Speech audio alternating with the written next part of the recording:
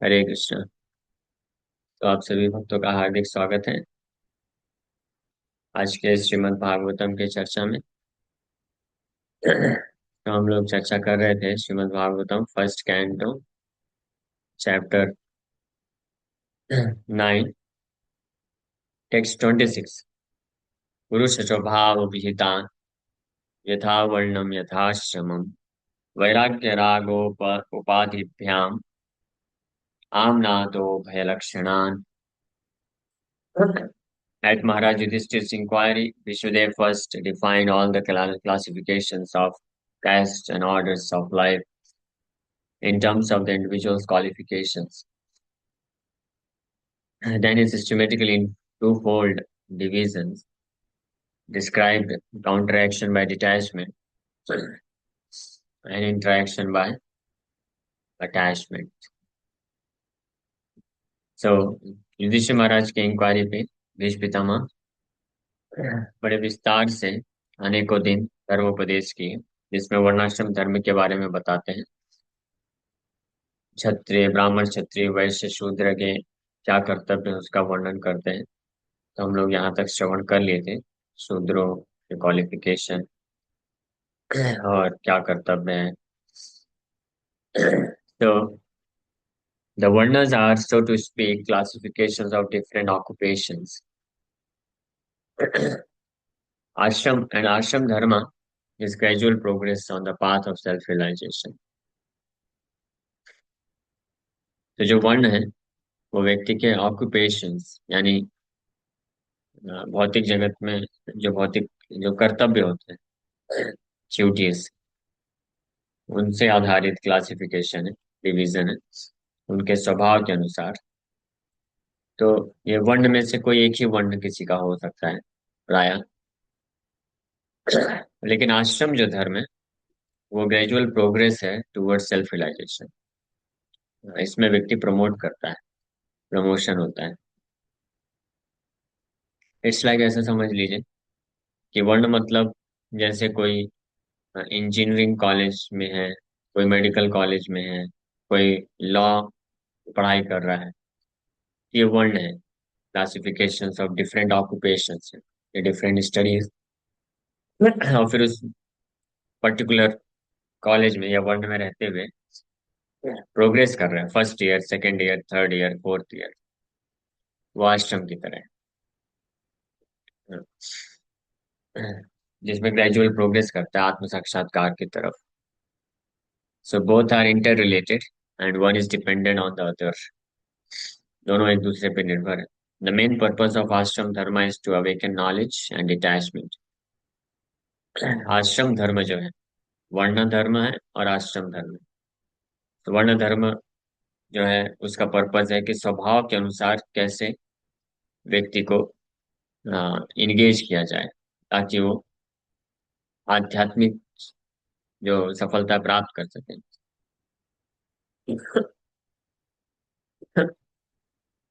और आश्रम धर्म का उद्देश्य है कि व्यक्ति में दिव्य ज्ञान प्राप्त हो और संसार से विरक्ति उत्पन्न। ये मेन पर्पस है। इसलिए जो चार आश्रम है उसमें से तीन आश्रम ऐसे हैं जो पूर्ण रूप से डिटैचमेंट के लिए, कंप्लीटली फॉर डिटैचमेंट। और एक आश्रम जो है that is also actually meant for detachment, detachment in regulated way बोल सकते हैं। इन चार आश्रम में से तीन आश्रम कौन कौन डिटैचमेंट के हैं पूरी तरीके से? ब्रह्मचारी आश्रम, वानप्रस्थ आश्रम, संन्यास आश्रम। ये तीन आश्रम में no sense gratification absolutely, specially with regards to sex enjoyment, nil, zero होता है। एंड गृहस्थ आश्रम में लाइसेंस है, थोड़ा छूट दिया गया है for to up to certain limit sense enjoyment, छूट दिया गया है लेकिन वो रेगुलेटेड वे में दिया गया है। तो इसलिए जो आश्रम धर्म है उसका मेन पर्पज है, उद्देश्य ही है डिटैचमेंट। ये नहीं भूलना चाहिए। हाँ, चाहे व्यक्ति किसी भी आश्रम में क्यों ना हो, ये याद रखना चाहिए कि वो आश्रम उसका परमानेंट सिचुएशन नहीं। वो आश्रम का उद्देश्य है डिटैचमेंट, विरक्ति हृदय में उत्पन्न करके और ज्ञान उत्पन्न करके वो आगे बढ़े आत्म साक्षात्कार के मार्ग में। वहां पे स्थित नहीं रह जाना चाहिए। So the Brahmachari Ashram is the training ground for the prospective candidates। इसलिए जो ब्रह्मचारी आश्रम है, जो सबसे पहला आश्रम है, वो इस नॉलेज और डिटैचमेंट के प्रिंसिपल पे ट्रेनिंग देता है, इसलिए मोस्ट इम्पोर्टेंट आश्रम। चारों आश्रम में सबसे इम्पोर्टेंट महत्वपूर्ण आश्रम ब्रह्मचारी आश्रम है, और आज के समय में वही ब्रह्मचारी आश्रम को खत्म कर दिया गया। गुरुकुल में कोई नहीं जाता। और जो मॉडर्न स्कूल कॉलेजेस हैं, वो एग्जैक्टली ब्रह्मचारी आश्रम को रिप्रेजेंट करते भी नहीं। ब्रह्मचारी आश्रम को उसमें कोई लक्षण नहीं। ना तो वहाँ पे वेद अध्ययन होता है, वैदिक स्टडी की जाती है, और ना ही सुबह उठ करके जो स्टूडेंट्स हैं वो मंत्रोच्चारण करते हैं, और ना ही गुरु का बड़े दैन्य भाव से एज ए मीनियल सर्वेंट सेवा करते हैं, और फॉरगेट अबाउट सेलिब्रेसी, वो तो है ही नहीं। तो ब्रह्मचारी आश्रम, कोई भी स्कूल ब्रह्मचारी आश्रम तब कहलाएगा जब उसमें वैदिक स्टडी कराया जा रहा, सुबह स्टूडेंट्स उठ करके मंत्रोच्चारण करते हैं, ब्रह्म मुहूर्त के पहले उठ जाएं, मंत्रोच्चारण कर रहे हैं, और गुरु के दासवत आचरण। ब्रह्मचारी गुरुकुले वसंतांत, वसंतांत मतलब अपनी इंद्रियों को पूर्ण रूप से संयमित करके रखते हैं, और गुरुर हितम, वसंतांतम गुरुर हितम, गुरु के हित के लिए आश्रम में रहते हैं, यानी उनके दास बन करके उनका सेवा करते हैं, वैदिक अध्ययन करते हैं, स्टडी स्वाध्याय, और सेलिब्रेसी, परफेक्ट सेलिब्रेसी का पालन करते हैं। तो ये जब कोई स्कूल सिखाता है, प्रैक्टिस कराता है, ट्रेनिंग देता है, तो वो ब्रह्मचारी आश्रम, नहीं तो भ्रष्ट आश्रम। आजकल के मॉडर्न स्कूल कॉलेजेस उसी प्रकार के भ्रष्ट आश्रम। इसलिए जब पहला आश्रम, जो फाउंडेशन है, जो which is the training ground for the prospective candidates, prospective candidate का अर्थ होता है आध्यात्मिक जीवन में प्रवेश करने के लिए, या आध्यात्मिक मार्ग में आगे बढ़ने के लिए जो प्रॉपर कैंडिडेट होना चाहिए। जस्ट लाइक आर्मी में, डिफेंस में कोई ज्वाइन करना चाहता है, तो उसके लिए एक प्रॉपर कैंडिडेट की जरूरत है। हर किसी को तो ज्वाइन नहीं करा सकते। मेडिकल कॉलेज में कोई एडमिशन लेना चाहता है, तो उसके लिए भी एक प्रॉपर कैंडिडेट क्वालिफिकेशन की जरूरत है। उसी प्रकार से स्पिरिचुअल लाइफ, जो कि the only purpose of human life, birth है, मनुष्य जीवन के एकमात्र जो उद्देश्य है आध्यात्मिक जीवन में आगे बढ़ना, उसका भी एक प्रोस्पेक्टिव कैंडिडेट होता है। और ब्रह्मचारी आश्रम वो ट्रेनिंग ग्राउंड है जहाँ पे वो आध्यात्मिक जीवन के लिए प्रोस्पेक्टिव कैंडिडेट का निर्माण होता है, ऐसा समझ सकते हैं। यानी आध्यात्मिक जीवन के लिए उचित व्यक्ति के चरित्र का निर्माण का जो जिम्मेदारी है वो ब्रह्मचारी आश्रम। और जब इस प्रकार से ब्रह्मचारी आश्रम के जो ट्रेनिंग, जो चीजें हैं वो नहीं रहती हैं, स्कूल कॉलेजेस में नहीं है, उसके कारण जो कैंडिडेट है वहां से निकलते हैं, तो वो आध्यात्मिक जीवन के प्रोस्पेक्टिव कैंडिडेट ना हो करके माया भौतिक जीवन के परफेक्ट कैंडिडेट बन जाते हैं। इसीलिए भक्तिनाथ ठाकुर एक भजन में गाते हैं, जड़ विद्या माया र वैभव, तुम्हारा भजने बाधा, जीव को करे गाधा। ये जो जड़ विद्या है, modern education system provided by today's schools and colleges and universities, ये क्या है, जड़ विद्या देता है। कोई ब्रह्मचारी आश्रम की ट्रेनिंग नहीं है इसमें। और ये व्यक्ति, ये क्या है, माया का वैभव है। दिस इज ऑपुलेंस ऑफ माया। और भगवान के भजन में ये बहुत बड़ा बाधा है। भगवान के भजन में बाधा है, और जीव को गधा बना देता है।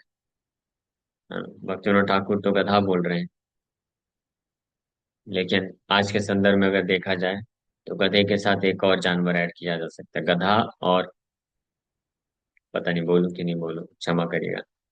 जो रियलिटी तो है, गधा और कुत्ता दोनों साथ ही साथ। और एक और जानवर ऐड किया जा सकता है, इसको बोलते हैं पिग, सुअर। ये सबके क्वालिटीज हैं, है ना। The dog is considered to be very lusty in today's school and colleges, universities, because they do not teach principles of brahmacharya.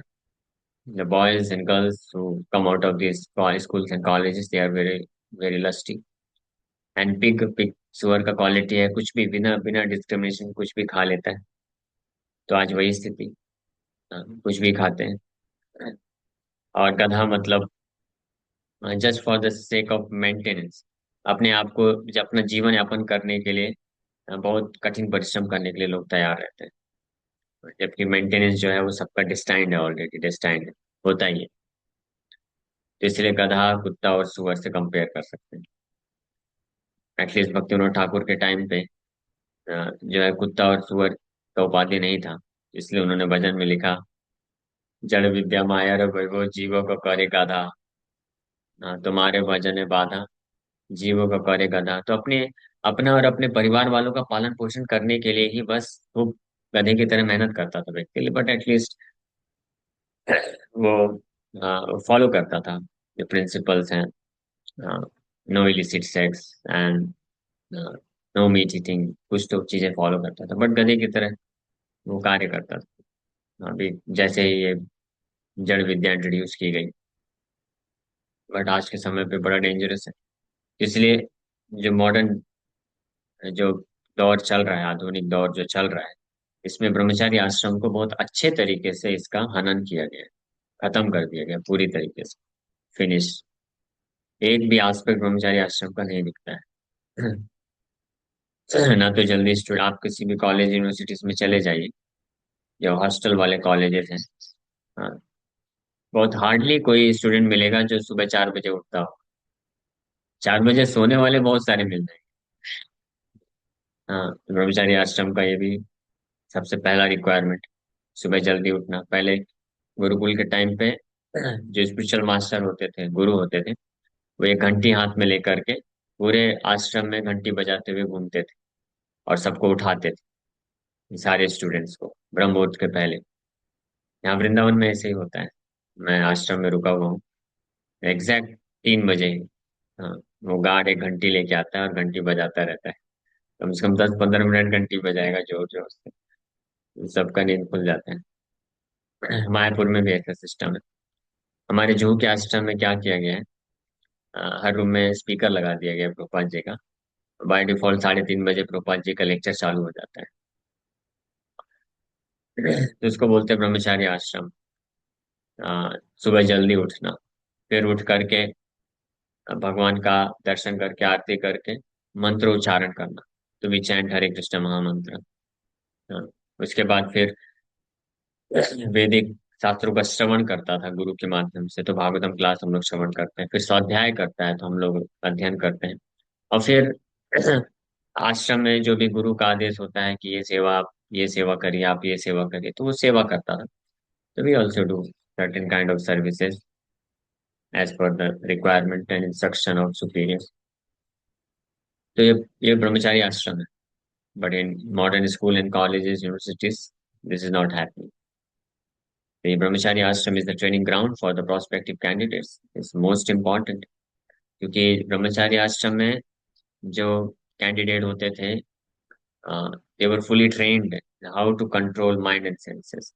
अपने मन और इंद्रियों को कैसे कंट्रोल करना है, वश में करना है, वो सिखाया जाता था। वो सतोगुण में आते थे, सात्विकता प्राप्त करते थे। बिना सतोगुण के व्यक्ति जो है, जो रजोगुण तमोगुण के प्रभाव को कंट्रोल नहीं कर सकता है। इट्स नॉट पॉसिबल, ये संभव ही नहीं है। इससे ब्रह्मचारी आश्रम, इसलिए जब ब्रह्मचारी आश्रम से ट्रेंड जो स्टूडेंट होते थे, तो वो, उसमें से ज्यादातर लोग एक्चुअली गृहस्थ आश्रम में जाते ही थे। कुछ ही रहते थे स्पेशली ब्राह्मण, ब्राह्मण में से कुछ लोग जो उसी आश्रम में कंटिन्यू करते थे और आगे चल के डायरेक्ट संन्यास लेते थे। लेकिन ज्यादातर, मैक्सिमम लोग ब्रह्मचारी आश्रम में ट्रेनिंग लेने के बाद गृहस्थ आश्रम में जाते थे। और गृहस्थ आश्रम में भी ब्रह्मचारी आश्रम के जो प्रिंसिपल्स हैं उसको फॉलो करते थे। मन और इंद्रियों में संयम होता था। गधे की तरह जो है वो हार्ड वर्क नहीं करते थे। ये तीनों पशु जो हमने बताया, गधा, कुत्ता और सुअर, इन तीन प्रकार के जानवरों की तरह व्यवहार नहीं होता है। आज का जो मॉडर्न एजुकेशन सिस्टम है वो व्यक्ति को गधा, कुत्ता और सुअर बनाता है। इसलिए जैसे ही वो पास आउट होकर के जॉब लेके निकलता है तो ये तीन जानवर की तरह एक्ट करता है प्रचुर मात्रा में।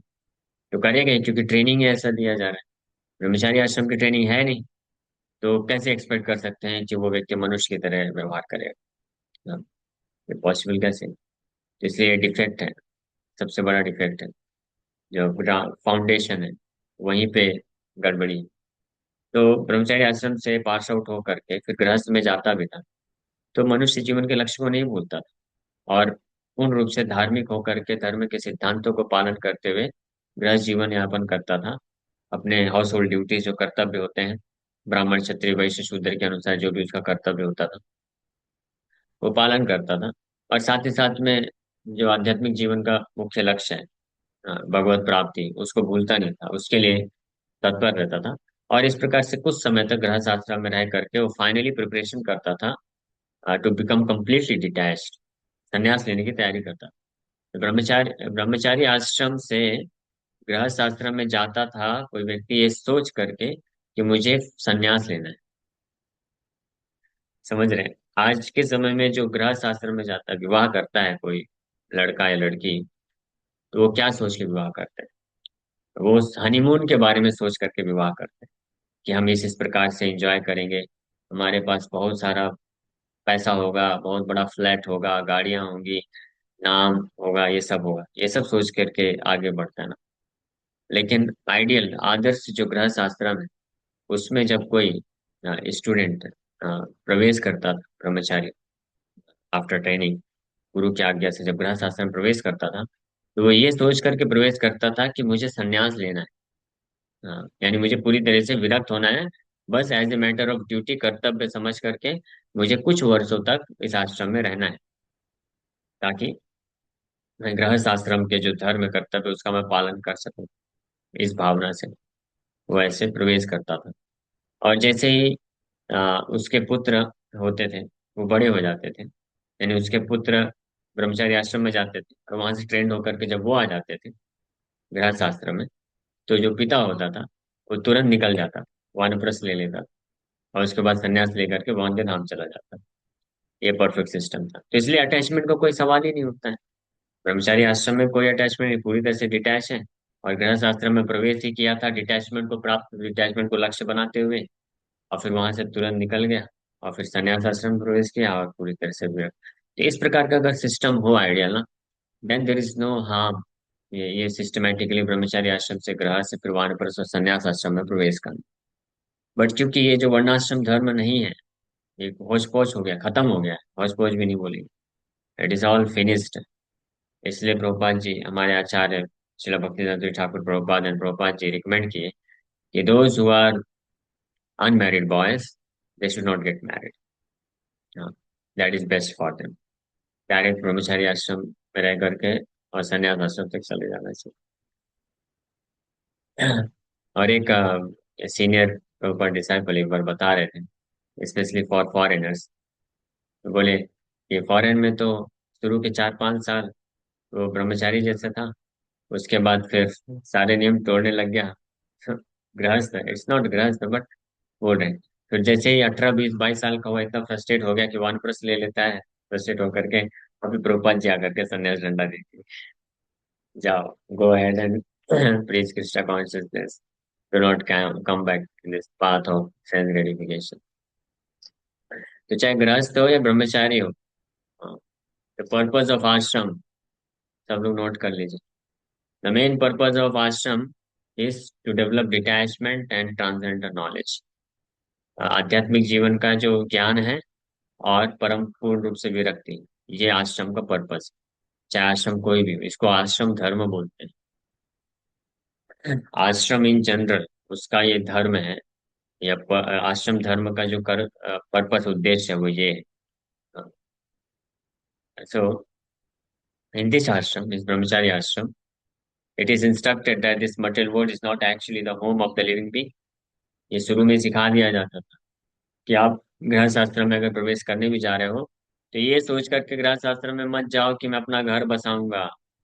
और ब्रह्मचारी आश्रम में उसको सिखा दिया जाता था पहले कि ये भौतिक जगत जीवात्मा का वास्तविक घर नहीं है, ये बस टेम्परेरी स्टेशन है। जैसे आप चलते हैं तो कोई कोई ट्रेन होती है, वो दो चार स्टेशन में रुकते हुए जाती है। और कोई फास्ट ट्रेन होती है, जैसे अंधेरी से फास्ट ट्रेन पकड़ा तो डायरेक्ट बोरीवली पहुंचेंगे। और कुछ लोग होते हैं स्लो ट्रेन पकड़ लेते हैं, तो वो फिर अ, मलाड गोरेगांव स्टेशन में रुकते हुए जाएंगे। हाँ, तो उसी प्रकार से कुछ लोग फास्ट ट्रेन पकड़ते हैं तो डायरेक्ट ब्रह्मचारी आश्रम से संन्यास आश्रम पूरी तरह से डिटैच होकर के बोरीवली पहुंच जाते हैं। और कुछ लोग होते हैं स्लो स्लो ट्रेन पकड़ते हैं, तो मलाड गोरेगांव इत्यादि रुकते हुए जाते हैं, तो थोड़ा डिले होता है। बट पर्पस क्या है? पर्पस है कि बोरीवली ही पहुंचना है, चाहे स्लो ट्रेन पकड़िए या फास्ट ट्रेन पकड़िए, पर्पस नहीं भूलना चाहिए। तो इसी प्रकार से ब्रह्मचारी आश्रम यानी जन्म के बाद कोई फास्ट ट्रेन पकड़ के डायरेक्ट संन्यास आश्रम में जा करके भगवान के धाम जा सकता है, या कोई स्लो ट्रेन पकड़ना चाहता है, गृहस्थ में जाना चाहता है, तो उसको ध्यान रखना चाहिए कि गृहस्थ आश्रम एक स्टेशन है, परमानेंट स्टेशन नहीं। हाँ, एक स्टेशन है, हॉल्ट दिया गया है, 1 मिनट 2 मिनट स्टेशन। हाँ, और फिर उसके बाद आगे बढ़ना है। ठीक है, प्रभुपाद जी बताते हैं कि आ, वैदिक टाइम पे जो राजा लोग होते थे, क्षत्रिय होते थे, वो लोग ऐसा नहीं कि आखिरी सांस तक अपने पोस्ट को पकड़ के बैठे रहते थे। जैसे ही उनके पुत्र डिसेंडेंट बड़े होते थे तो इमीडिएटली वो रिटायर हो जाते थे, संन्यास वानप्रस्थ और संन्यास ले लेते थे, और सारा जिम्मेदारी उनको सौंप देते थे। आज के पॉलिटिशियन की तरह नहीं है कि जो आखिरी सांस तक, जब तक मृत्यु, या तो जब तक मृत्यु ना हो जाए, जब तक, या तो जो सिंहासन है उससे लात मार के भगा न दिया जाए, तब तक छोड़ने को तैयार नहीं होते। That was not the system in वैदिक time. So in this ashram, it is instructed that this material world is not actually the home of the living being. The conditioned souls under material bondage are prisoners of matter, and therefore self-realization is the ultimate aim of life. ये सब ब्रह्मचारी आश्रम में training दिया जाता है। बद्ध जीवात्मा अ, जो है, ये भौतिक संसार में प्रिजनर की तरह है, कैदी हैं हम लोग। और कैदी के लिए क्या जरूरत है कि वो स्टेप बाय स्टेप आगे बढ़े और जेल से बाहर निकले। ये नहीं कि जेल के अंदर ही अपना परमानेंट घर बसा के बैठा हुआ है। How foolish concept is this. तो प्रैक्टिकली 99% जो लोग हैं संसार में, इसी चीज के पीछे पागल है और इसी को प्रेरणा भी देते हैं। खुद भी खुद भी इसी इल्यूजन में है कि परमानेंटली संसार में सेटल हो जाना है। और फिर जो अपने बच्चे आते हैं उनको भी परमानेंटली सेटल करने के लिए पूरा भरसक प्रयास करते हैं। जैसे कोई ये सिखाता नहीं है या सीखने को तैयार नहीं होता है। आप जब सीखने को तैयार नहीं होता तो सिखाएगा क्या? वो तो फॉरगेट अबाउट टीचिंग अदर्स। अब खुद भी सीखने को तैयार नहीं है, ये समझने के लिए, जानने के लिए कि हमारा ये जो जगत है, जो जहाँ पे हम लोग रह रहे हैं, ये हमारा परमानेंट नहीं है, परमानेंट सेटलमेंट यहाँ पे नहीं करना है, कर भी नहीं सकता है। यहाँ से निकलना है वाइंड अप करके सब कुछ। तो जब वाइंड अप करना है सब कुछ, तो फिर इतना सारा विस्तार क्यों करना? इसलिए जितना मिनिमम रिक्वायर्ड है उतना विस्तार करके अपने जीवन यापन करने के लिए जितना जरूरत है उतना ही विस्तार करना चाहिए, ताकि वाइंड अप करने में कठिनाई ना हो। लेकिन अगर बहुत ज्यादा विस्तार कर लेंगे, एक्सपेंशन हो जाएगा, हाँ, तो वाइंड अप करने में कठिनाई होगी ना, उतना ही अटैचमेंट बढ़ेगा, कैसे छोड़ पाएगा व्यक्ति? मृत्यु के समय फोर्सफुली जब छुड़ाया जाएगा तो उसको बहुत पश्चाताप होगा। अरे, मेरी तो 5-5 फैक्ट्रियां हैं, 10-10 फ्लैट हैं, 20 गाड़ियां हैं, हाँ, इतने मेरे 2 बेटे हैं, उनकी उनके भी बच्चे हैं, फिर उनका भी कारोबार है, ये सब इतना एक्सपेंशन कर लेगा। तो लगता है आप लोग सोच सकते हैं क्या कि वो छोड़ पाएगा? क्या वो हृदय से नहीं छोड़ पाएगा? और मृत्यु के समय तो यमदूत आकर के जबरदस्ती उसको निकालेंगे, चल भाई इधर से छोड़ अभी। तो वो अटैचमेंट रहेगा, वापस से आके पीछे मिलेगा। This is the cause of one stuck bondage in this material world again and again. Cycle of birth and death, जन्म मृत्यु के चक्कर में इसी प्रकार से बार बार फंसा रहता है व्यक्ति। इसलिए बुद्धिमान व्यक्ति वो है जो ज्यादा विस्तार नहीं करता है, जितना जरूरत है उतना ही करके और भजन करता है ताकि जैसे ही समय आए तुरंत सब वाइंड अप करके भागो यहाँ से। हम्म, आपने सुना होगा एक महान ऋषि हुए हैं, लोमस ऋषि। सुना है? कौन कौन नाम सुना है लोमस ऋषि का? हाथ ऊपर करे। कौन कौन सुन रहा है? लोमस ऋषि के बारे में कौन कौन सुना है? तो लोमस ऋषि वो ऋषि हैं जिनकी आयु हम इमेजिन भी नहीं कर सकते। हमारी तो 60-70 साल की आयु है। उनके लिए तो 60-70 कल्प भी बहुत कुछ भी नहीं है। कल्प मतलब ब्रह्मा जी का एक दिन। एक कल्प में, ब्रह्मा जी के एक दिन में 864 करोड़ साल होते हैं। आप इमेजिन भी नहीं कर सकते। 864 करोड़ साल ब्रह्मा जी का एक दिन है। और ब्रह्मा जी के एक दिन में लोमस ऋषि के शरीर से एक बाल गिरता है। उनके पूरे शरीर में जितने बाल हैं उतने दिन ब्रह्मा के वो जीने वाले हैं, उनकी आयु सोचिए। लेकिन उनके पास अपना खुद का कोई कुटिया भी नहीं बनाया हुआ। घर बंगला 2 BHK 4 BHK बनाना तो दूर की बात है, एक कुटिया भी नहीं बनाया। अन्य ऋषि मुनिगण लोग जिनके पास छोटी छोटी कुटिया थी, वो भी महान ऋषि मुनिगण छोटा छोटा कुटिया ही बना करके केवल भजन उतना ही बनाते थे जिसमें बैठ के भजन कर सके और चुपचाप विश्राम कर सके, बहुत बड़ा नहीं। तो वो लोग पूछे कि रोमस ऋषि को, चलिए आप, बारिश होता है, सर्दी होता है, आप कम से कम कुटिया तो बना लीजिए। लोमस ऋषि बोलते हैं कि इतना क्षणिक जीवन के लिए इतना सब अरेंजमेंट मैं क्यों करूं? जीवन कुछ पल दो पल का है, और इसके लिए मैं इतना अरेंजमेंट करूं, इतना टाइम वेस्ट करूं, और फिर वो एक्सपेंशन करूंगा, कुटिया बनाऊंगा, उससे आसक्ति हो जाएगी, फिर वाइंड अप करने का समय आएगा, जब छोड़ने का समय आएगा तो फिर क्या होगा? जैसे लाइक मान लीजिए आप कहीं पे जा रहे हैं, किसी जगह में जा रहे हैं, और आपको मालूम है कि वहां पे केवल 2 दिन 3 दिन ही रहना है, क्या आप वहां पे फ्लैट खरीदेंगे? आप तो ये सोचेंगे ना, अरे 2 दिन के लिए तो रहना है, कोई रेंट में ले लो, है ना, गेस्ट हाउस में एक रूम ले लेते हैं, रह लेते हैं। थोड़ी ना आप अपना खुद का वहां पे बनाएंगे, वो तो मूर्ता हो जाएगी। लेकिन हम यही मूर्ता वाला कार्य हम करते हैं इस संसार में आकर। आई एम सॉरी, मैं करता हूँ, अपने लिए बोल रहा हूँ, मैं किसी को दोष नहीं दे रहा। लोमस ऋषि इसलिए कुछ बनाया ही नहीं। बोले कि जीवन बहुत क्षणिक है, कभी भी खत्म हो जाएगा, तो मैं इतना एक्सपेंशन कर लूंगा तो फिर इसको वाइंड अप कैसे करूंगा? इसलिए भजन करते हैं। बारिश होगी तो वृक्ष के नीचे बैठ जाऊंगा। हाँ, गर्मी लगेगी तो थोड़ा पहाड़ों की चोटियों में चला जाऊंगा तो हवा लग जाएगी। भजन ही करना है ना। और खाने के लिए तो मिल ही जाता है, और पीने के लिए शीतल जल बह रही है, उससे पी लेते हैं। वृक्ष के नीचे सो सकते हैं। और रही बात ठंडी में, तो पहाड़ों की गुफाएं हैं, ठंडी में गुफाओं के अंदर सो जाया करें। इस प्रकार से सोच करके, तो ये जो ट्रेनिंग है ये बहुत इंपॉर्टेंट है। अब आप सोचें उनके कंपैरिजन में हमारा क्या जीवन है 60-70 साल का। और इस 60-70 साल के जीवन में व्यक्ति जो है परेशान रहता है, लगा रहता है, स्पेशली बड़े बड़े सिटीज में, मुंबई जैसे सिटीज में पूरा जीवन व्यक्ति का लग जाता है अपना अपने खुद के नाम पे फ्लैट लेने के लिए। या तो लोन लेगा तो भी बात वही है, लोन का सिस्टम वही चीज। ये बस एक इल्यूजन है कि मेरे नाम पे मेरा घर है, और फिर जीवन भर लोन चुकाता रहता है। इसको बोलते हैं माया, एंड दिस इज फूलिशनेस। एक व्यक्ति है जो 30-40 साल कमाता है फिर अपना बहुत बड़ा फ्लैट बनाता है, और एक व्यक्ति है जो लोन लेकर के फ्लैट बना लेता है फिर 30-40 साल तक कमाता रहता है, बल्कि ज्यादा कमाना पड़ता है। हाँ। So is there any difference? कोई अंतर है क्या? कोई अंतर नहीं। बस कहने मात्र के लिए उसके नाम पे वो फ्लैट है, अदरवाइज। सो हम लोग अगेंस्ट नहीं है, हम ऐसा नहीं बोल रहे कि आप फ्लैट मत बनाइए, लेकिन जो आसानी से हो सके वो करना चाहिए। अपना बहुमूल्य कीमती समय जो है हमको बहुत ज्यादा 12 घंटे 15 घंटे मेहनत करके नहीं गंवाना चाहिए, ये सोच करके कि मेरा खुद का परमानेंट सेटलमेंट में कर लेता हूँ, एक बार मेरा खुद का फ्लैट हो जाए, सब कुछ हो जाए, तो फिर जीवन जो है लाइफ जिंगा लाला, कुछ भी लाइफ नहीं है।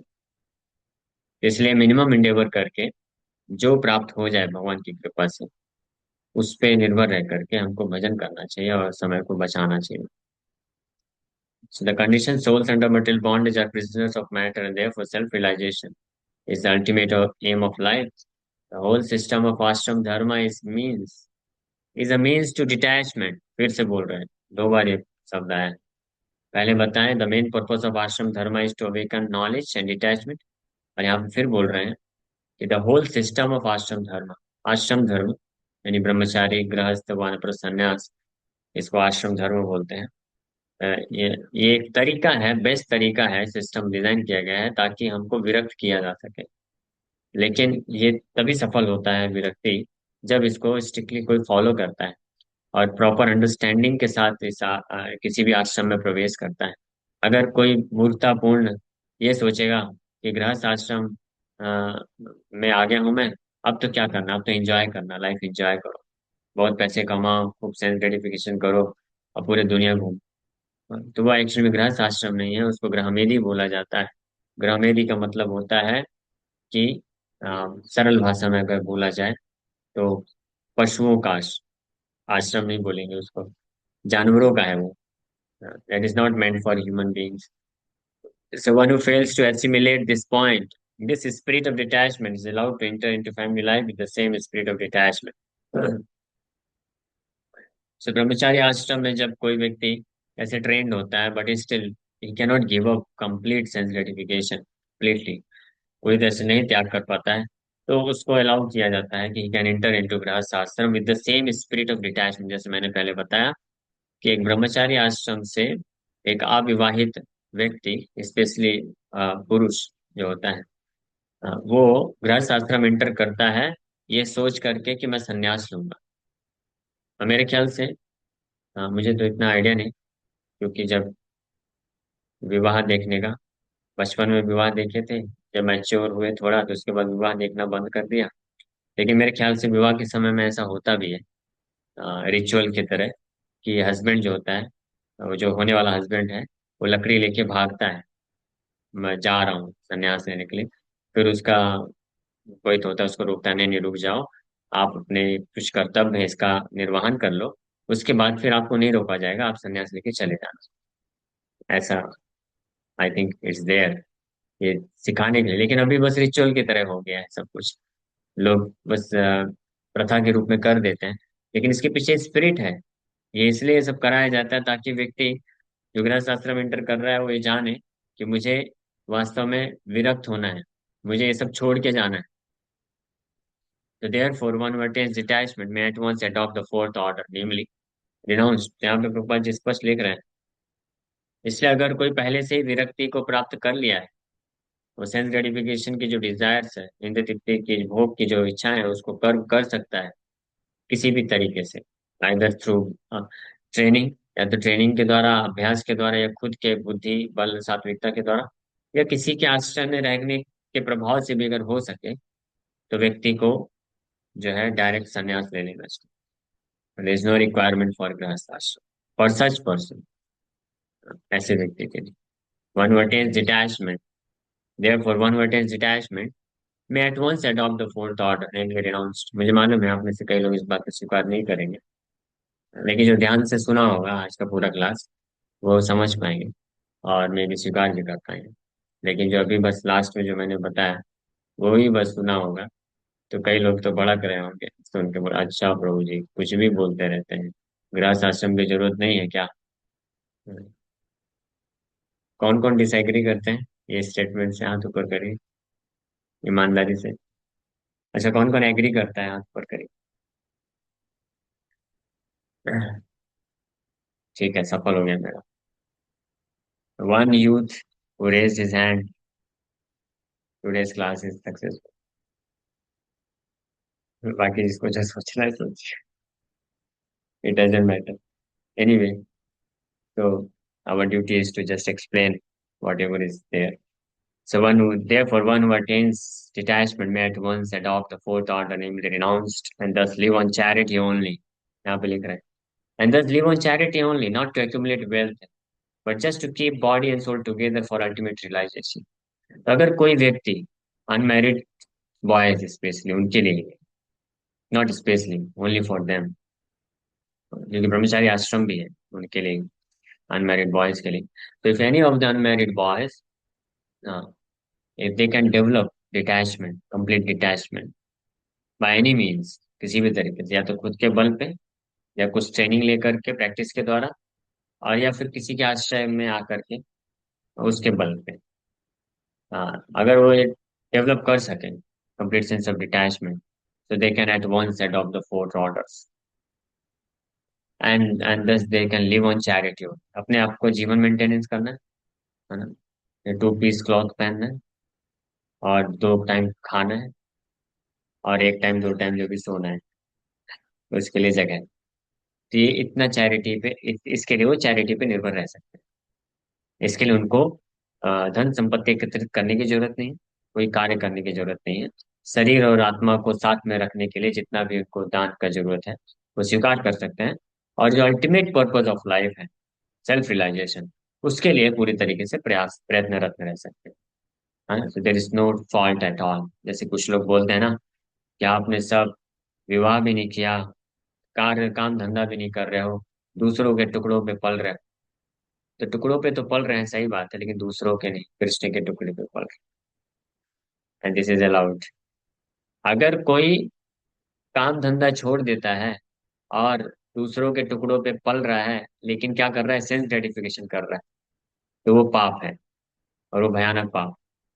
लेकिन अगर कोई सिंसियरली, वास्तव में सिंसियर है, जो आत्म साक्षात्कार के लिए ही प्रयास कर रहा है, भजन कर रहा है, बैठ करके कृष्ण का सेवा कर रहा है, या केवल नाम जप कर रहा है, बस मान लीजिए सेवा भी नहीं कर रहा है, दूसरों को प्रचार के कार्य में इतना नहीं इंटरेस्ट, उसको खुद का भजन कर रहा है स्ट्रिक्टली, और स्ट्रिक्टली चारों नियम पालन कर रहा है, ऐसा व्यक्ति भी सारे काम धंधा छोड़ सकता है, दूसरों के टुकड़ों पे पल सकता है। That is allowed, Krishna allow करते हैं।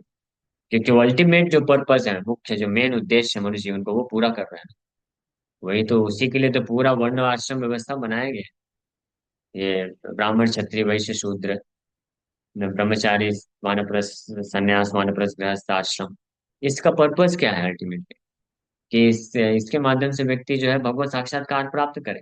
तो अगर कोई व्यक्ति सारे कार्यों को, कर्तव्यों को छोड़ देता है, लेकिन बैठ करके भजन कर रहा है, जो अल्टीमेट पर्पस उसको फुलफिल कर रहा है सिंसियरली, हाँ, ये कंडीशन है, लेकिन ध्यान रहे, अगर कोई सिंसियर नहीं है, ढोंगी है, ले बस बहाने के लिए केवल सैफरन पहन लिया है, संन्यास ले लिया है, ताकि उसको, आलसी होने के कारण, ताकि उसको खुद मेहनत न करना पड़े, और दूसरों के टुकड़ों पे पल रहा है, लेकिन दूसरों से दान लेकर के खुद के इंद्रिय भोग में लगा रहा है, तो ऐसा व्यक्ति के लिए अलग से नरक बनाया गया है, यमराज जी उसका वेट करते हैं।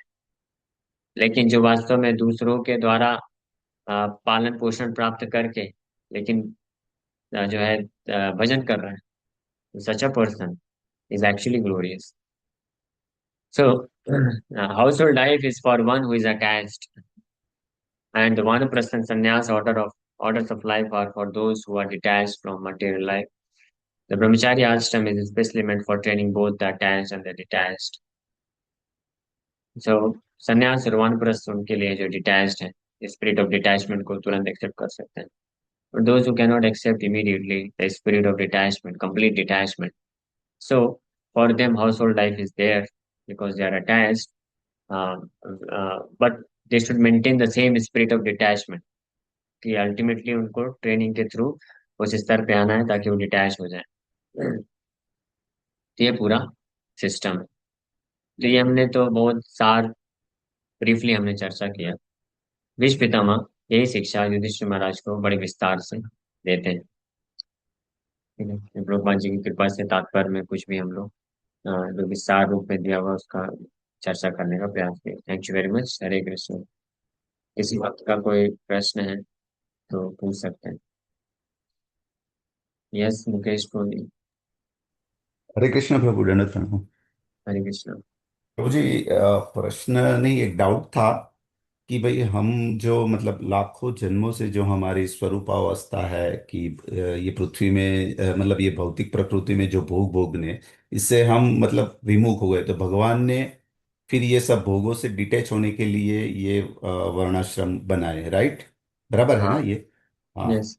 तो प्रभु, आज के टाइम में ये वर्णाश्रम कितना मतलब सार्थक हो सकता है, कितना काम कर सकता है? क्योंकि दो आश्रम, मैंने मतलब मेरी थिंकिंग से दो आश्रम तो हम कर सकते हैं, जैसे ब्रह्मचर्य आश्रम और गृहस्थ आश्रम।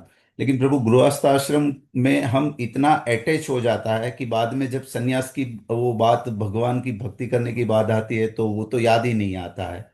है ना, कि वापस अपनी ओरिजिनल सिचुएशन में आ जाए। तो कितने ये वर्णाश्रम अभी सार्थक हो सकते हैं ये टाइम में, चल सकते हैं क्या? जैसा जैसा कि हम लोग चर्चा कर ही रहे थे, कि ब्रह्मचारी आश्रम लुप्त हो गया है, ब्रह्मचारी आश्रम का ट्रेनिंग नहीं रह गया है आज के जो मॉडर्न स्कूल कॉलेजेस में है। तो इसलिए उसका जो आउटकम है, गृहस्थ आश्रम क्या है? गृहस्थ आश्रम एक्चुअली में ब्रह्मचारी आश्रम का आउटकम है। ब्रह्मचारी आश्रम का परिणाम है गृहस्थ आश्रम। तो अगर जिसका बीज ही खराब है तो उसमें फल कैसे लग सकते हैं? तो अगर ब्रह्मचारी आश्रम का ट्रेनिंग ही ध्वस्त हो चुका है, खत्म हो चुका है, भ्रष्ट हो गया है, तो फिर उस जो मॉडर्न स्कूल कॉलेजेस जो जो लोग निकलेंगे, तो हम उनसे आशा नहीं कर सकते कि वो फिर अच्छे गृहस्थ बनेंगे। और जब अच्छे गृहस्थ नहीं बनेंगे तो फिर वो आशा नहीं की जा सकती कि वो अच्छे वानप्रस्थ या सन्यासी बनेंगे।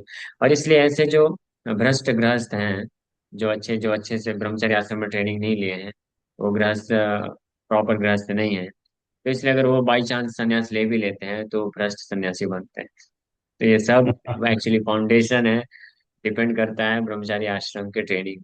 इसलिए ब्रह्मचारी आश्रम का ट्रेनिंग जो है मस्ट है, इसके बिना व्यक्ति प्रोग्रेस नहीं कर सकता है। तो ये जो वर्णाश्रम व्यवस्था है, इसका जो जड़ है मेन, ब्रह्मचारी आश्रम, वो खत्म हो चुका है। इसलिए ये वर्णाश्रम व्यवस्था अभी है ही नहीं प्रैक्टिकली। इसलिए हमारे आचार्यों ने क्या किया है, श्रील भक्तिवेदांत ठाकुर प्रभुपाद दैव वर्णाश्रम व्यवस्था स्थापित की है। दैव वर्णाश्रम व्यवस्था का अर्थ होता है कि आप किसी भी स्थिति में, किसी भी आश्रम में हैं या किसी भी वर्ण में आप बिलोंग करते हैं, जो कि परफेक्ट नहीं है आज के समय में, क्योंकि प्रॉपर ट्रेनिंग नहीं है किसी भी आश्रम का। ना तो कोई वर्ण है जिसमें प्रॉपर ट्रेनिंग है, प्रॉपर कोई क्वालिफाइड है, किसी वर्ण में भी नहीं। ना तो ब्राह्मण, असली क्षत्रिय, वैश्य, शूद्र, असली शूद्र भी नहीं बचे हैं। और ना ही ब्रह्मचारी आश्रम का ट्रेनिंग है। इसलिए जो व्यक्ति जो भी आश्रम में है जो कि भ्रष्ट है ऑलरेडी, तो उसमें कृष्ण को ऐड कर ले और डायरेक्ट कृष्ण के भजन में लग जाए, तो वो कृष्ण के भजन की जो शक्ति है, भक्ति शक्ति, उसके बल पे वो वर्णाश्रम व्यवस्था को ट्रांसेंड करके आध्यात्मिक जगत को प्राप्त कर सकता है। यही हमारे लिए उपाय है, अदरवाइज ये पॉसिबल नहीं। वो तो हमारे आचार्यों की कृपा से प्रभुपाद जी चाहते थे बहुत, कि ऐसा ब्रह्मचारी आश्रम स्टेब्लिश किया जाए। तो इसलिए कई जगह गुरुकुल स्टेब्लिश भी किया गया है। और हम लोग जो ब्रह्मचारी आश्रम में रहते हैं, तो ये एक्चुअली में कैसा है, इसको कैसे बोले कि कुछ ना से कुछ तो सही, ऐसा बोल सकते हैं। हाँ, यस यस यस। वास्तविक ब्रह्मचारी आश्रम की ट्रेनिंग तो बाल्यावस्था से होती है, 4-5 वर्ष से प्रारंभ हो जानी चाहिए, 18-20-22 साल तक चलनी चाहिए। वो परफेक्ट ट्रेनिंग है। वहां से फिर निकल के अगर कोई गृहस्थ भी बनेगा ना, तो परफेक्ट गृहस्थ बनेगा, फिर वही परफेक्ट वानप्रस्थ और सन्यासी भी बन सकता है, और इस प्रकार से वहां नाम जा सकता है। लेकिन ये है नहीं गवर्नमेंट की तरफ से ऐसा कुछ। हम तो फालतू स्कूल कॉलेज में पढ़ के आए हैं। तो प्रभुपाद जी बोले कोई दिक्कत नहीं, आप 18 वर्ष, 20 वर्ष, 22, 25, 27 वर्ष की उम्र जब भी आते हैं, आओ। वहां से हम चांस दिया गया है कि चलो अब ब्रह्मचारी आश्रम का ट्रेनिंग लो। तो उसमें से कुछ लोग जो है ट्रेंड हो जाते हैं, कुछ लोग टिक भी जाते हैं, लाइफ लॉन्ग भी रह जाते हैं, सन्यासी हो जाते हैं, कुछ लोग तो नहीं रह सकते हैं। तो वो फिर जैसी भी अवस्था में जाते हैं, गृहस्थ भी बनते हैं। तो वो उसमें अपना अ, हमको भरसक प्रयास करना चाहिए कि हम कृष्ण की सेवा में लगे रहें। तो प्रभु, ये वर्णाश्रम जो कॉलअप्स हो गई है, तो अभी किसी को मतलब स्पिरिचुअल एडवांसमेंट तो जैसे ही मतलब प्रभुपाद ने बताया वैसे मंत्र जाप है, फिर भगवान की सेवा है, और भक्तों का या, संग और कीर्तन, यही है ना, या, और कुछ तो? हाँ, अभी हमारे लिए यही, हमारे लिए ऑप्शन नहीं है। जैसे अभी आप हाँ, कभी तो यही 40 के ऑप्शन है ऊपर हो गए, अभी। और मैं भी, हम तो अभी 4 साल की उम्र में जा नहीं सकते, तो हमारे पास यही ऑप्शन है कि हम अच्छे से नाम जप करें, श्रवण करें, सेवा करें। लेकिन हम फ्यूचर के लिए, फ्यूचर जनरेशन के लिए साइड बाय साइड ये प्लानिंग कर सकते हैं, उसका प्रयास भी चल रहा है। इसलिए गुरुकुल खोले गए हैं। और आगे चल के ऐसा हो सकता है, अगर गवर्नमेंट फेवरेबल रही, कृष्णा कॉन्शियस गवर्नमेंट रही, तो वो लोग ये जो नॉनसेंस स्कूल कॉलेज, जो मॉडर्न, जो वेस्टर्न वे ऑफ चल रहा है, इसको खत्म कर दें और हर जगह गुरुकुल सिस्टम स्टेब्लिश करें, अगर जिसमें मॉडर्न, जिसमें जो भौतिक शिक्षा है वो भी दें, कोई दिक्कत नहीं है। लेकिन हम्म। गुरुकुल पद्धति के अनुसार वैदिक शिक्षा भी देना चाहिए, सुबह जल्दी उठने का ट्रेनिंग देना चाहिए, मंत्रोच्चारण करने का ट्रेनिंग देना चाहिए, और कैसे विनम्रता के साथ गुरु का सेवा करना चाहिए ये ट्रेनिंग देना चाहिए। साथ में आप मटेरियल एजुकेशन भी दीजिए। तो ये अगर स्टेब्लिश होगा तो फिर आगे चल के बेटर हो जाएगा ये व्यवस्था। और ऐसी व्यवस्था में इजी रहेगा, ज्यादा आसान रहेगा, सरल हो जाएगा भगवान का नाम जप करना, सेवा करना। क्योंकि अभी व्यक्ति जो है प्रॉपर ब्रह्मचर्य आश्रम का ट्रेनिंग मिला नहीं, मन पूरी तरह से विचलित है, माला लेके बैठता भी है तो बेचारा फोकस नहीं कर पाता है। कुछ माला करता है फिर मन भटक जाता है, फिर कभी माया में चला जाता है, फिर कभी ट्रैक में ये उथल पुथल चलता रहता है। लेकिन अगर वर्णाश्रम व्यवस्था अच्छे से बनेगी ना तो उथल पुथल नहीं होगा, वो स्मूथली आगे बढ़ पाएगा। हाँ, सही बात है प्रभु जी। ठीक है। हरे ओके। कृष्ण।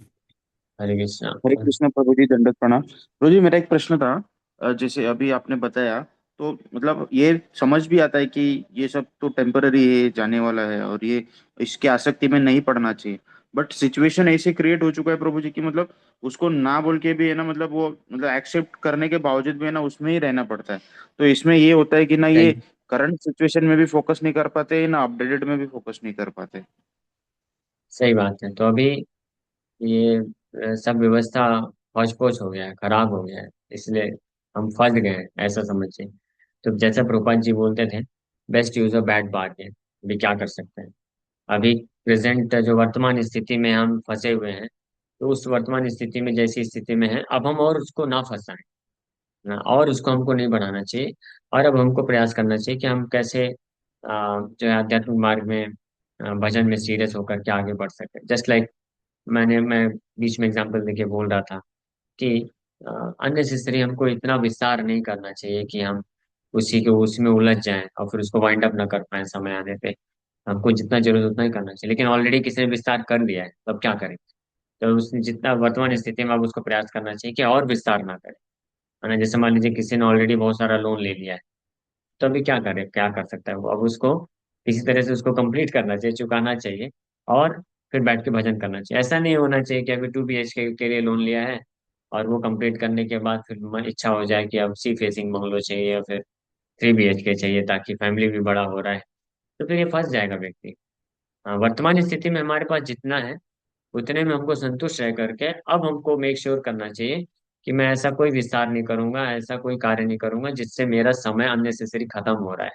क्योंकि हमारे पास जो आयु कम है ना, जो भी 60 70 80 साल का आयु है, और वो भी उसमें भी 60 के बाद तो बूढ़े हो जाएंगे, तो उसमें भी अभी भजन अच्छे से नहीं हो पाएगा। अगर फ्रेंकली स्पीकिंग वर्तमान स्थिति ऐसी है कि व्यक्ति 55 60 साल तक थोड़ा ठीक है, स्वस्थ मान सकते हैं, तो वो भजन कर सकता है। तो इसलिए आप अपनी अपनी जितनी भी जिसकी आयु है 60 से माइनस करके देख लीजिए कि कितना साल बचा है, उसी में आपको सब कुछ करना है। इसलिए अननेसेसरी इधर उधर मत गवाइए। ज्यादा अध्ययन, भागवत ज्यादा पढ़िए, नाम जप ज्यादा करिए, साधु संग ज्यादा करिए, कृष्ण का सेवा ज्यादा करिए। ये प्रयास करना चाहिए वर्तमान स्थिति को ध्यान में रखते हुए। ठीक है। तो एक माता जी का प्रश्न आया है कि माता जी के लिए डिटैचमेंट कैसे पॉसिबल है? मुझे तो इम्पॉसिबल लगता है। तो एक्चुअली में डिटैचमेंट जो है मूल उद्देश्य है दोनों के लिए, चाहे प्रभु जी हो या माता जी हो, लेकिन तरीके अलग अलग। प्रभु जी के लिए तरीका डिटैचमेंट का है कि वो ब्रह्मचारी आश्रम में रहे, ब्रह्मचर्य पालन करे, और और फाइनली संन्यास ले, वो उसका तरीका है। लेकिन माता जी इसके लिए ये तरीका नहीं रिकमेंड किया गया है, क्योंकि ये वर्क नहीं करेगा। जैसे कि ऐसा बोला भी जाता है ना कि one man's medicine is poison for others, may be poison for other. कि किसी व्यक्ति का जो दवाई है किसी अन्य व्यक्ति के लिए जहर का काम कर सकता है। तो इसीलिए वैदिक शास्त्र, वैदिक जो सभ्यता है वो रिकमेंड करती है कि माता जी लोग they can also develop detachment through attachment. So माता जी इसके लिए कैसा है कि वो लोग डिटैचमेंट को प्राप्त कर सकते हैं by becoming attached to a person who is completely detached. जो व्यक्ति पूर्ण रूप से विरक्त है, उससे अटैच होकर के डिटैचमेंट विकसित कर सकती है माता जी लोग। ये वैदिक प्रोसेस है। हाँ। लेकिन जो प्रभु जी लोग हैं, पुरुष के लिए उसको डायरेक्ट डिटैचमेंट कल्टीवेट करना चाहिए। He should not get attach to his wife और टू हिज चिल्ड्रन। लेकिन जो मदर्स हैं, माता जी, उनको अपने हस्बैंड से या ऐसे बच्चों से अटैच होना चाहिए जो डिटैच हैं, ताकि उनके माध्यम से वो धीरे धीरे आगे बढ़ सकते हैं। ये प्रोसेस बताया गया है। इसलिए इंडिपेंडेंटली डिटैचमेंट मदर्स के लिए जो नहीं रिकमेंड किया गया है, उसका मेन कारण है because they have lots of emotions and lots of dependency factor. वो डिपेंडेंसी उनको चाहिए, और इमोशंस होते हैं, और वो रिक्वायरमेंट भी है। ठीक है। तो फिर दूसरा प्रश्न आ रहा है कि अगर हमारा हस्बैंड या हमारे जो बड़ा बेटा है, पुत्र है, अगर वो डिटैच नहीं है, वो माया में अटैच है, तो फिर क्या करें? तो ऐसे केसेस में शिला भक्तिवेदांत ठाकुर प्रभुपाद फिर इसलिए माता जी इसको भी दीक्षा देना चालू किए। अदरवाइज पहले दीक्षा नहीं होता था, स्त्रियों को दीक्षा नहीं दी जाती थी, क्योंकि वो हस्बैंड को दीक्षा मिलता था, और हस्बैंड जो है ट्रेनिंग लेकर के डिटैच रहता था, और माता जी जो भी उसकी वाइफ होती थी, वो हस्बैंड से अटैच होकर के हस्बैंड के साथ ही भगवान के धाम जाती थी, या जो भी गति को जाती थी। लेकिन कलयुग में ऐसा बोल नहीं सकते कि हस्बैंड इतना एडवांस है। तो उस केस में फिर, हाँ, उस केस में फिर गुरु, प्रमाणिक गुरु से दीक्षा लेकर के उनसे अटैच हो सकते हैं, और उनके माध्यम से कृष्ण से अटैच हो सकते हैं। इस प्रकार से भक्ति में आगे बढ़ सकते हैं, और हमारे जो व्यवहारिक जो जीवन के भौतिक जीवन है, में उनके कर्तव्यों को वजह से मैटर ऑफ ड्यूटी कर सकते हैं, है ना? जो अपना फैमिली है, परिवार है, हस्बैंड है, बच्चे हैं, तो उनको बस कर्तव्य मान करके किया जा सकता है, और बाकी जो गुरु, प्रमाणिक गुरु के आदेशों से अटैच होकर के विग्रह सेवा और ये सब कल्टीवेट करके भगवान के धाम को प्राप्त किया जा सकता है। ठीक है। Okay. Thank you very much. Hare